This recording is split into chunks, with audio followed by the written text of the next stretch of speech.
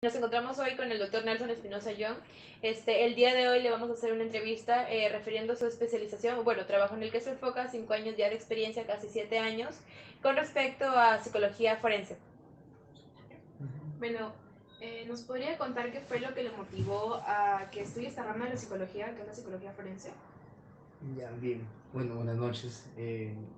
Para poder darte respuesta, normalmente, bueno, me gustó la rama forense debidamente por todo el campo amplio que hay para no solamente evaluar personas que incurren en delitos, sino porque también hay una oportunidad de poder describirlos para un presunto abordaje, para poder buscar algunas alternativas o medios de conocer a personas que incurren en un delito, ¿no? Y posteriormente, pues, generar no solamente su evaluación o determinar si cometió o no un delito, sino la posibilidad más adelante de poder ejecutar un posible abordaje, ¿no? ¿Encontró mayor campo laboral aquí en lo que es Chiclayo, su ciudad Chiclayo, o tuvo que realizar diferentes viajes para encontrar un campo laboral más amplio?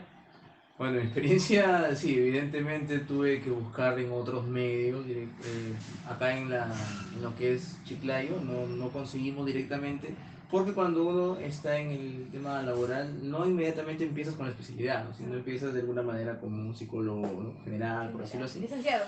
Claro, como licenciado Título nada de más, ¿no? licenciado. Entonces, la especialidad fue viniendo de a poco conforme a lo que se fue encontrando, no en esta ciudad, sino de forma externa en otras ciudades. ¿Por qué nos podría decir en sus palabras por qué creen que es importante la labor del psicólogo forense? Ya, claro, en términos generales es importante porque el psicólogo se convierte en un medio de prueba para una autoridad judicial. La autoridad judicial lo que busca es encontrar, ¿no? Los medios suficientes, objetivos, para poder llegar a comprobar si una persona cometió o no cometió un delito o una omisión, ¿no? Entonces,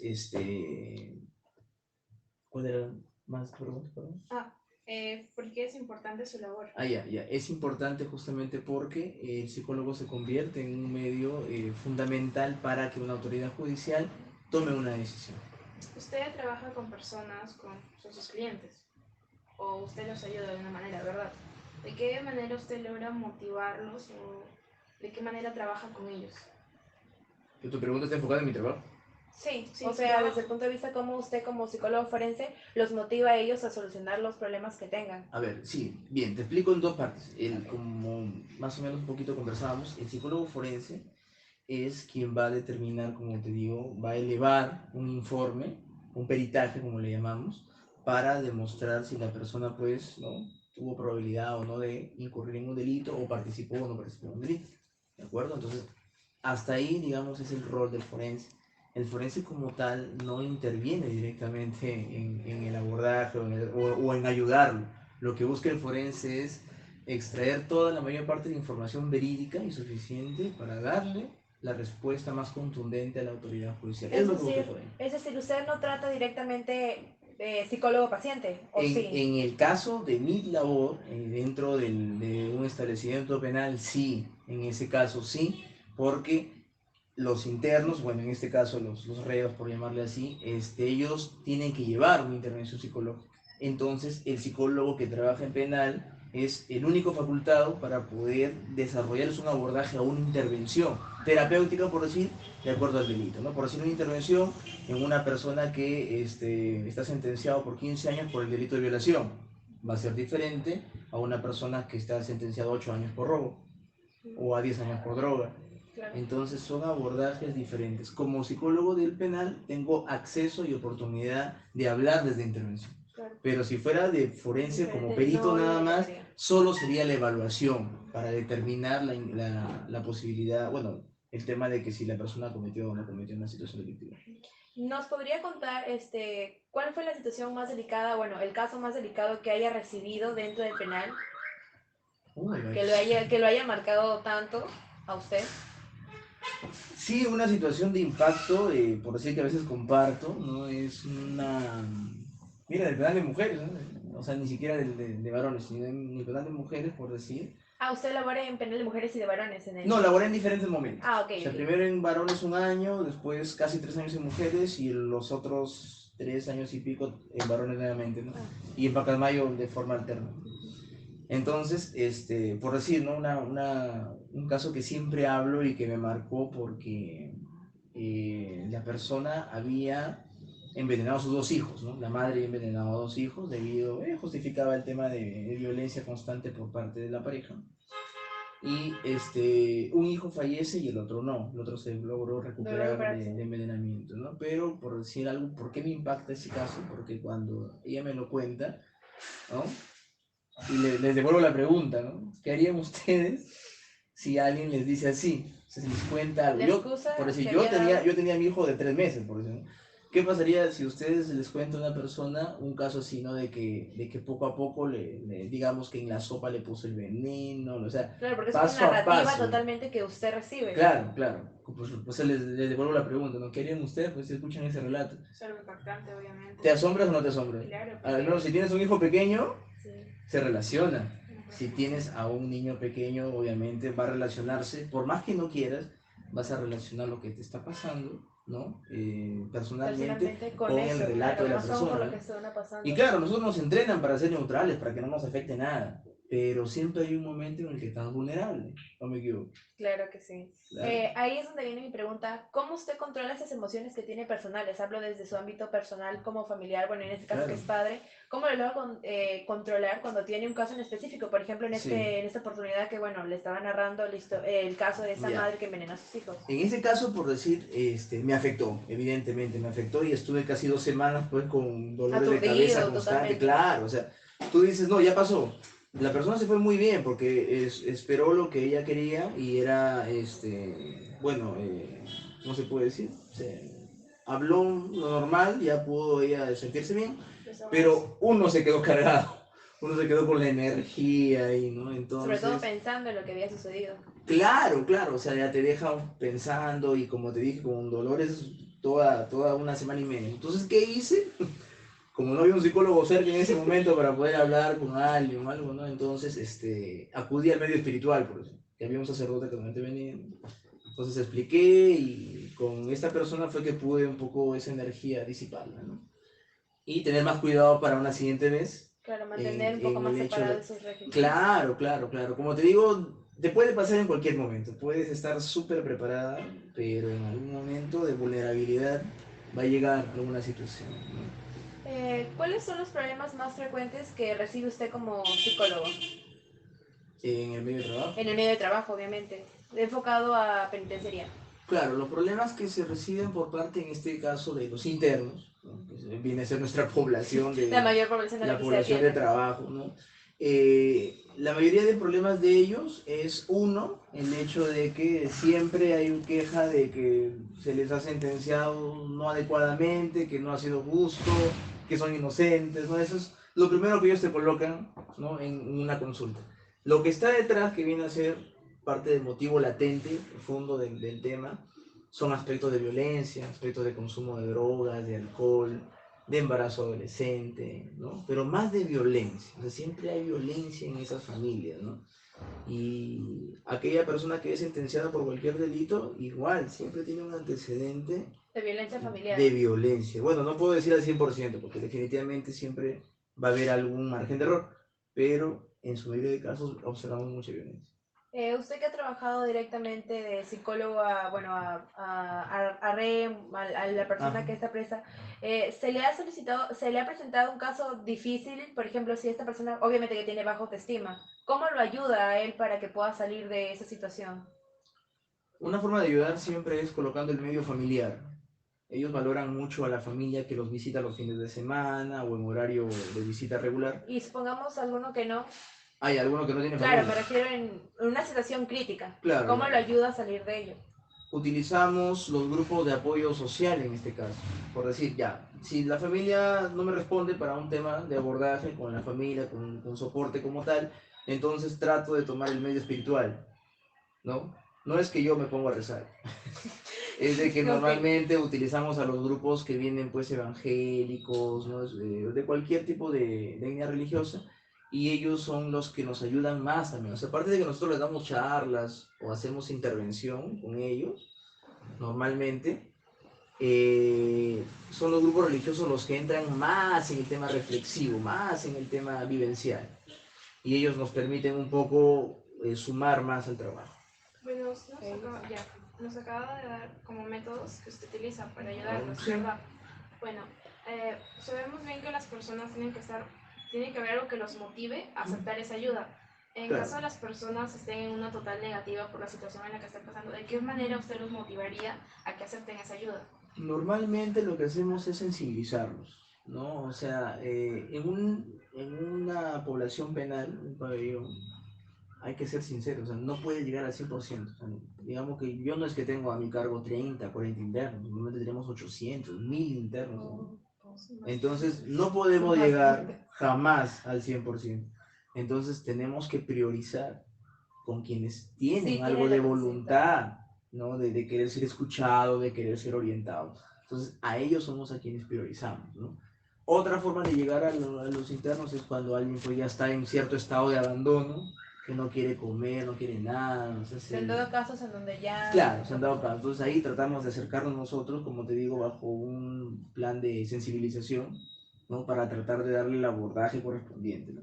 Si pese a la situación se sigue negando, entonces pues hay un límite en el que ya no puedes hacer más, ¿no? Por decir, ¿no? Si es que ponemos el caso más Ah, de la trágico. madre de familia. Pero existe diversidad de herramientas, como digo, para llegar a ellos, como lo que te digo, ¿no? Sensibilizarlos, concientizarlos, trabajar con un medio espiritual y trabajar con áreas laborales. Ellos entran mucho a talleres de carpintería, de cerámica, ¿no? Hay diversidad de trabajos para hacer.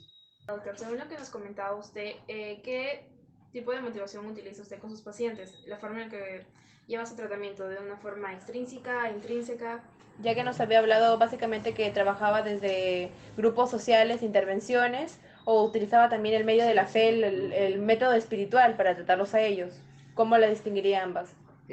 Claro, bueno, primero que nada, tratamos de sensibilizar, de concientizar un poco al interno mediante medios extrínsecos, ¿no? Como por decir testimonios, videos de otros internos que han podido salir adelante conforme han generado su Este intervención. proceso, claro. Claro. Entonces, ese medio externo permite, ¿no? Sensibilizar un poco, concientizar al interno y recién de ahí ya comunicarme con el medio más intrínseco, o sea, más hacia sus emociones, hacia su propia potencialidad de la persona, que como te mencionaba, también el medio espiritual, ¿no? Social, que nos trasladan a otros grupos, permite, ¿no? Mejorar ese factor intrínseco, ¿no? Como motivación de ellos, ¿no? Y algo que al menos cuando existe familia, Es y hay más una fácil o familia es... claro, ayuda bastante. potencia bastante la intervención cuando existe este medio familiar, ese soporte. Cuando no lo hay, tenemos que recurrir solamente al social, al espiritual y a estos factores Y extrínsecos aún que no se así pueden. puede que no funcione. Claro, definitivamente. O sea, como ustedes ven en las noticias normalmente, sino que lamentablemente solo vemos lo que está mal, lo que Lo que no está mal, lo que... funciona, Exacto. lo crítico, sí, pero cuando vemos a una persona que salió, hizo su empresa y pudo hacer su medio, digamos, de zapatería y está vendiendo sus zapatos, ¿no? Bueno, ganando poquito, pero lo está haciendo, eso no lo pone en la prensa, definitivamente, ¿no? Y son pequeñas historias que tenemos registradas y que las usamos para otros y que deberían internos. mostrarse. Claro, que las usamos dentro de, obviamente, pero es un trabajo que no se ve, pues, evidentemente. No solo se ve cuando el trabajo no funciona. Bien, mencionaba anteriormente el caso de la señora que había envenenado Sí. a sus criaturas, a sus hijos. Para casos similares o de menor, ¿cómo decirlo? De menor intensidad. De menor intensidad o mayor intensidad, con respecto al trabajo de sus emociones de sus clientes, ¿cómo ayuda a manejarlos? ¿A través de qué estrategias? La mayoría, bueno, como sabes, pues las cargas emocionales allá son elevadísimas, ¿no? Las personas pues tienen frustración, baja tolerancia al estrés, reaccionan con violencia, ¿no? No todos, obviamente, pero siempre hay emociones encontradas, ¿no? Entonces, una forma de manejarlas con ellas es, bueno, con ellas o ellos, ¿no? Los internos, es controlar mucho el tema de la forma de descarga, ¿no? Ese es un tipo de ejercicio gestal, por decir que se hace, ¿no? En los cuales tratamos de que en dinámicas intenten, por decir en el caso de los varones, usar la fuerza, usar medios físicos, ¿no? Tú sabes, mientras más aspecto físico hagas, más desahogas la energía y más regulas, ¿no? Tu medio emocional. En el caso de las mujeres, por decir, hacemos dinámicas donde gritan, donde golpean algo, ¿no? O el piso, ¿no? O llevan su colchón, digamos. Bueno, como te digo, muy similar a un esquema gestal, pero no para abrir la fuente terapéutica, ¿no? Interna, sino para utilizarla como medio de desahogo, ¿no? Simplemente como un ejercicio, De desahogo. ¿no? Como un ejercicio nada más, ¿no? Porque a veces se confunde, dicen, no, tal que usas la descarga de un objeto neutro, que es el proceso gestal de psicoterapia, pero no, lo utilizamos, o sea, lo extraemos y lo usamos como una dinámica, como un fuente de ejercicio. A la mayoría de sus clientes que usted ha atendido, diría que les ha traído bastante beneficio a las personas, a los rehenes. Claro, creo que sí, pero cuando usas la palabra cliente me parece que les estoy Ah, cobrando. perdón. Pacientes No, también, paciente. o rehenes, o no sé cómo lo No, podemos. interno, la verdad es la palabra, sino que Interno. ustedes, para ustedes, el interno es el joven que hace prácticas, ¿no? El internista. Sí. Nosotros llamamos internista o practicante profesional. Pero la verdad es el interno es el preso, ¿no? Como le llamamos. Ya, tu pregunta era. Eh, ¿En qué forma usted cree que los ha beneficiado a ellos? Escuchándolos. Escuchándolos. Porque ellos como viven en un pabellón, diversas celdas, donde hay más, pues, hay celdas de diversos tipos, ¿no? O sea, hay Tienen celdas... poca interacción incluso entre ellos. No, la tienen, pero es una interacción basada, digamos, ¿cómo te puedo explicar? En temas, mejor dicho, no en confianza. O sea, tú puedes vivir en la misma celda de ella, ¿no? Y hay aparte como 8 personas más en la misma celda, no le vas a contar algo de confianza que ha pasado con su pareja de ella, porque las otras van a... O sea, se cohíben mucho de hablar aspectos personales por el mismo entorno, por la forma. Entonces, cuando tú las escuchas de forma neutral, tanto interna como interna, o sea, el interno se desahoga y se siente ayudado porque ya fue escuchado. Porque dentro del pabellón o dentro de la celda No no puede es escuchar, confesar, no puede claro, contarlo libremente. para tapando, cubriendo las cosas, para que no sea señalado. O sea, por eso es que la forma de ayudarlos, o como tú dices, se sienten muy bien ayudados con el solo hecho de escucharlos. Usted como psicólogo, refiriéndose a todas las experiencias presentadas, ¿en algún momento ha sentido una falta de motivación hacia su carrera? Tal vez por los casos que se ha presentado, las realidades diversas que he contrastado. Si se Bueno, ha presentado una de estas, ¿cómo se automotiva usted mismo para bueno, seguir? claro, una cosa bonita que te voy a decir es de que algo que me motiva es que los casos que sacas de ahí son ricos para materia académica. O sea, los llevo a la universidad y veo, por decir, cómo se sorprenden ustedes, cómo les llama la atención al alumno. O sea, ver quizás una carta firmada de un violador, ¿ah? O una carta o un extracto de un relato hecho por una persona que ha matado a su hijo o que ha matado a su padre. ¿Te va a gustar o no?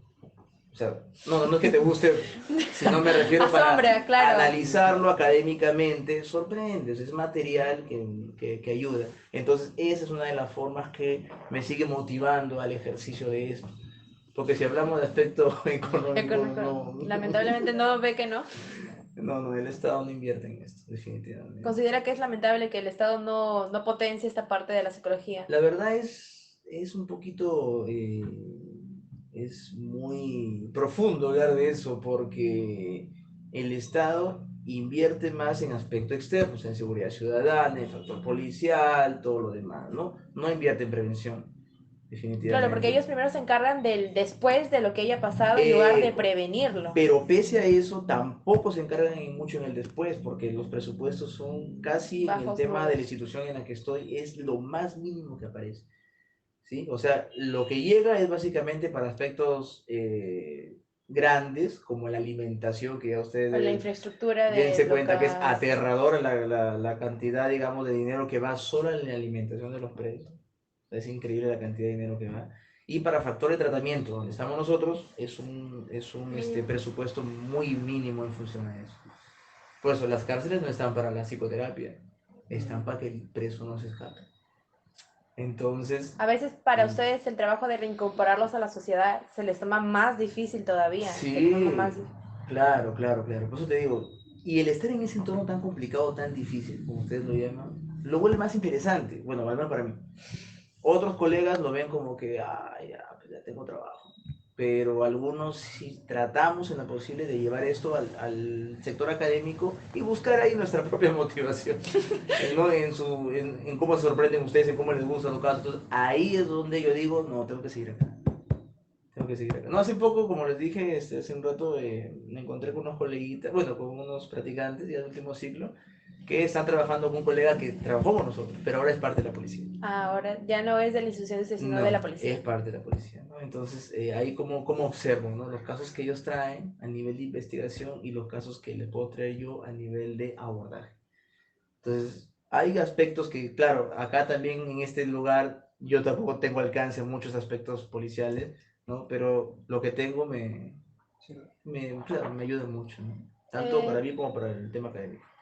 la verdad es que a mí me está gustando que me comente todas sus experiencias, nos está gustando que nos comentes todas sus experiencias. Mi pregunta es, ¿qué le diría a diversos psicólogos forenses, o bueno, inclinados a lo que es penitenciaría o policía, DIVINCRI? ¿Les aconsejaría para, como estudiantes como nosotros, realmente nos motiven a seguir esta línea de especialización? Porque la verdad han habido experiencias anteriores en las cuales pues no demanda mucho la atracción hasta esta Claro, especialización. lo que debería haber es una coordinación multisectorial, ¿no? O institucional, digamos, con lo que tú dices, ¿no? Forense, que tiene más apego a lo que es la institución policial y la institución del Ministerio Público, ¿ya?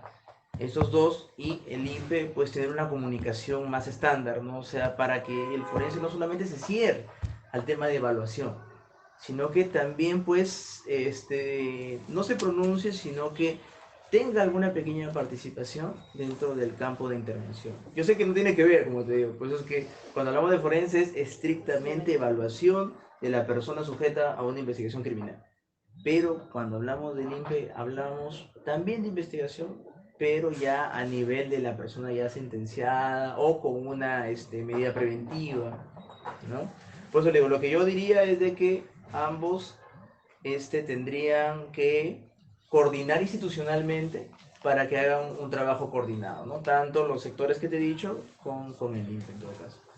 En el caso de usted decidió estudiar esta rama que es la forense, ¿qué fue lo que lo motivó exactamente? ¿Una decisión? ¿Algún consejo que le dieron? ¿Fue algo extrínseco, intrínseco? Ya, bueno, si fuera intrínseco, creo que me hubiera alineado, me hubiera quedado con el tema de salud, que era el que yo quería. ¿Clínico? Entonces, ¿qué fue lo que lo llevó a tomar esta decisión de que sea forense y no siguiera en eso? Ahí viene la parte difícil. Cuando uno hace su internado, uno tiene una cierta alineación, pero conforme ya te titulas y empiezas a entrar al mercado laboral, a veces por ahí cambian las vertientes y terminas en otro lado. Entonces, en el caso mío, a mí me gustaba mucho el tema, no solo clínico, sino salud, salud como tal, salud, prevención, promoción de la salud, eso es lo que me gusta. O sea, quería trabajar en un centro de salud, sea del MINSA, sea de cualquier sector. Pero, ¿qué sucede? No encontré trabajo en esa parte. Entonces, conforme la búsqueda de trabajo fuera de esta localidad, como ya lo dije, llegamos a este sector, que me impactó, me llamó la atención, pero dije, no, vamos a intentarlo. Y como les mencionaba, en el trayecto nos fue gustando y la especialidad posteriormente la hago ya para alinear esa función laboral que tenía, porque la maestría que hice fue en salud pública.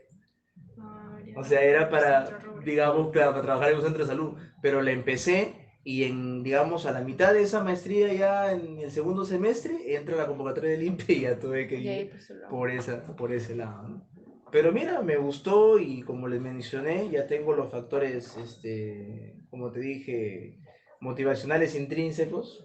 Ahora vienen solos, pero también extrínsecos. ¿Por qué? Porque cuando yo veo impacto en el alumnado, es lo que me dice, oye, ¿sabes qué? Quédate acá. Las personas pueden Porque trabajar hay en eso. información, hay aspectos científicos que compartir. No podemos estar corriendo, ¿no? Alguien tiene que meterse en esa área y creo que yo soy uno de los que tuvo que meter. Si alguna vez alguien quiere entrar, bienvenido sea.